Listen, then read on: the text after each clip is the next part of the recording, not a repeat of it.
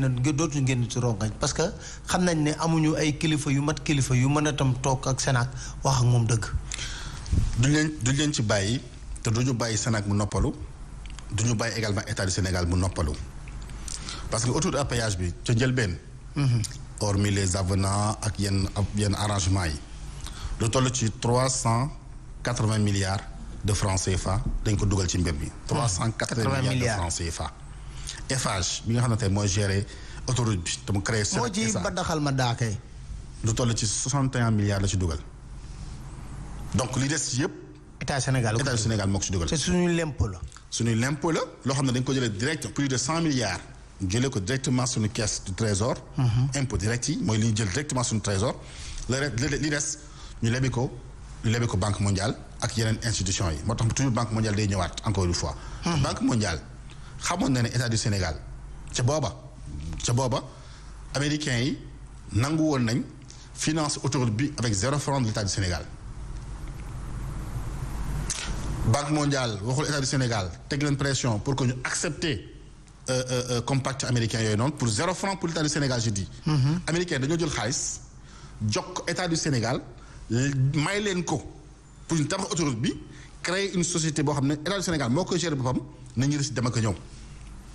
banque mondiale yëg loolu état du Sénégal leb ko xaalis mu lebal ko ban intérêt moo tax mu koy lebal te gis na proposition boobu noonu donc moo tax ñu ne ñun duñu may fu Sénac wala boog d'abord Sénac yabee état du Sénégal ñu koy seetaan parce que directeur. non yabeel moom am na ba pare. oui mais quand même voilà kooku état bi la concerné mais ñun citoyens yi bi nga xam ne directeur bi également génn na waxam jooju noonu je pense ñun génn nañu également benn déclaration te loolu am na lu mu jur. parce que man yëg naa ne échange dem na toog table négociation. mais table négociation bi li ma wàññi ci prix yooyu tamit dañ ko ci yokkal ci concession. non dañ ko yokkal concession. non mi ngi continuer c'est-à-dire que négociation tàmbali na mais dafay continuer maintenant justement wax nga ko ñun fi ñuy xaare état du Sénégal nekkul rek di jël ay 25% di ko jox ay entreprise parce que xam nañ naka nañuy constituer entreprise yi. xam nañ ñoo nekk ci ginnaaw entreprise yi. c'est la même chose également avec la SONES avec Sen'Eau on va y revenir donc xam nañ naka nañuy constituer société yi parce que la constitution de ces sociétés là souvent dafay am ñuy wax ay écran ay personnes écran ñoo xam ne day ñëw. di porter ay part ñoo xam ne ci administration bi te seen xaalis ñu ko amee xaalisu luubal la. donc problème du problème prête non quoi. ay prête non donc problème du problème 20% yi problème bi xam nga lan la. booy jaar ci poste à péage bi. au lieu que ngay fay 500 nga fay moins beaucoup moins. nga fay beaucoup moins au lieu que ngay ñëw di taxaw ñu créer poste de péage yoo xam ne boo ñëwee di taxaw loolu mooy rôle autoroute à péage. parce que en termes de concession en réalité bu fekkante ne tey da nga ñëw ci poste de péage bi oto yi bloqué c'est pas ta faute yow. parce que concessionnaire bi moom moo war a jël responsabilité ba nga xam ne créer ay postes yoo xam ne yow boo ñëwee di fay. doo taxaw da nga ñëw jàll mais boo ñëwee oto yi bari normalement daa war a ubbi porte yi ñëpp jàll ba mu fluidaat mu doog a commencé di fayekuwaat. beneen part bi également mooy bu fekkente ne état du Sénégal dafa ne woon kat bu fekkente ne dañoo signé contrat exemple laa joxe ñu ne la 10 000 oto dina jaar ci. autoroute à péage. ñu dem di exécuter gis na kat 8000 mooy jaar. état du Sénégal day fay différent bi waaye léegi bu fekkente ne dañoo signé 10 000 alors que ci journée bi 15 000 mooy jaar est-ce que lu tax état du Sénégal du am bonus ak fi muy jaar. ci yoon ñaar ñett. mais loolu est-ce que du ñuy libale contrat yi ñoo ñàkk xam-xam. non am nañ walaay xam nañ ko. wala dañ cee boole ak caay-caay rek. xam nañ ko beneen bi ñett pabaale. bu fekkente ne tey da ngaa ñëw autoroute à péage bi. joxuñ la ticket ñu jox la jeton. jeton nañ la jox. waaw nan la état bi mën a contrôler nombre de jetons moo war a jaar pour mën a jël impôt noo koy xamee. bon li ngay wax donc c'est un véritable problème. mais système d'évasion fiscale la.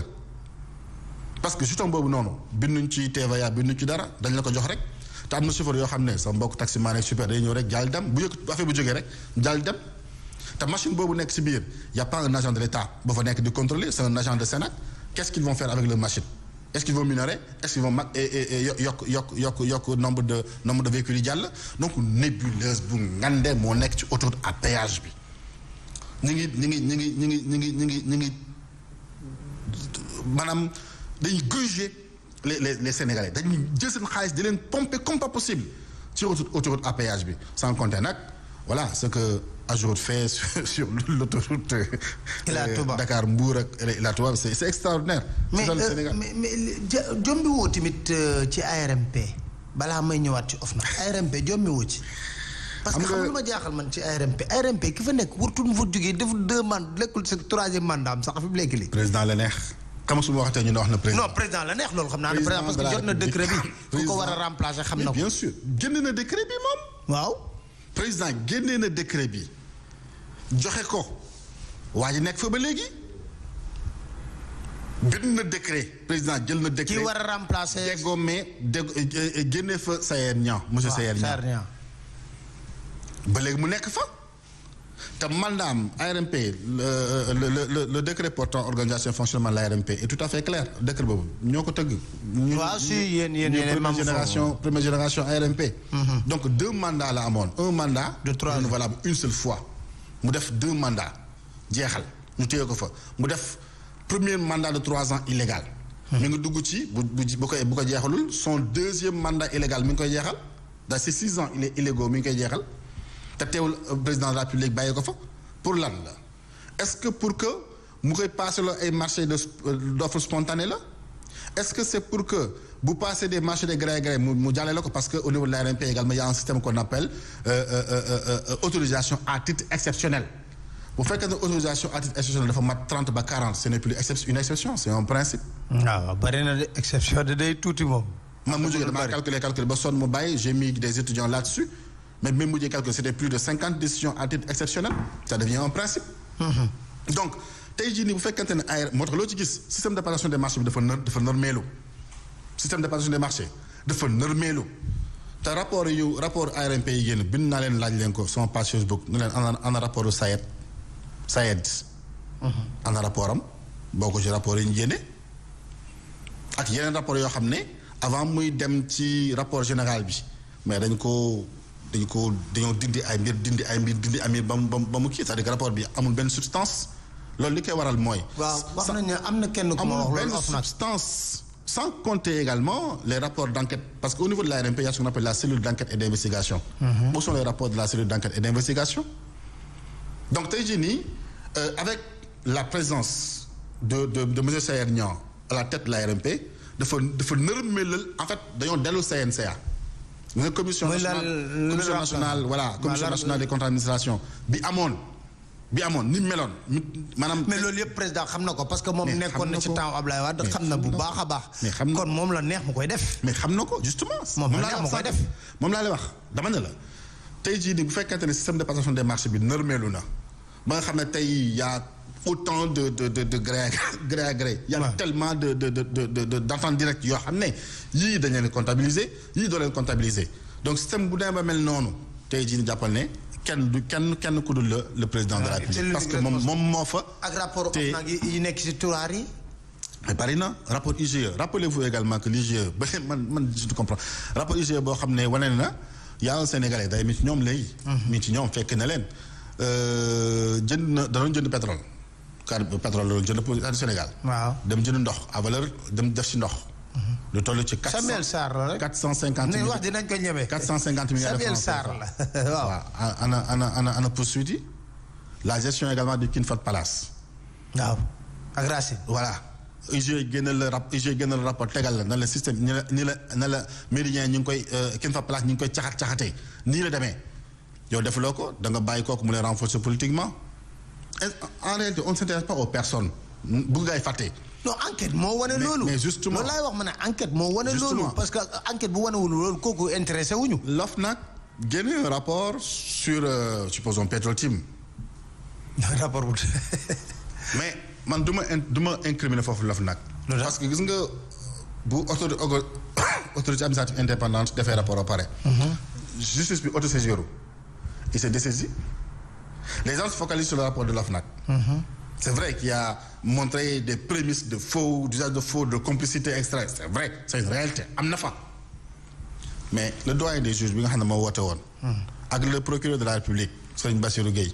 woote woon au niveau de la DIC. appel à témoin. bañ wuyu ko. waa jox ko ay mbir. ne ko nag bu leen ñëw nax ci benn mbir bu leen yem rek ci débat wu ay 6 000 milliards de francs CFA. wax la ñëw leen d'abord ci les conditions d'attribution des contrats. faux usage de faux bi faux neex. exactement faux neex. exactement faux usage de faux. exactement mooy de présentation bu ñu def ci Petro-Asia et c'est du faux. ci rapport de présentation bi sur les décrets sur même la connaissance. de la chose par le président public. parce que IGE jox na ko rapport. waaw teewul mu signer les décrets. waaw ak également l'implication de son frère.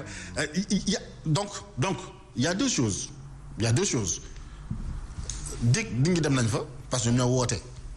nit ñi dem nañ fa jox nañ li ñu war a jox wax nañ li ñu war a wax. doyen des juges woote na wax nañ ko également man dama jàpp ne mooy en tout cas une fois bu résultat bi ñu ngi koy xaar parce que yeex na quand même.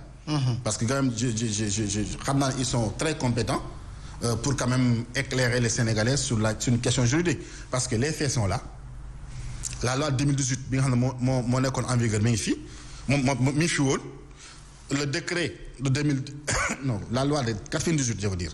la loi 98 bi nga xam ne bi ñuy passé contrat yi mi ngi fi woon le décret de 98 également mi ngi fi woon donc gisuma difficulté bi tu prends les faits tu le poses à la législation.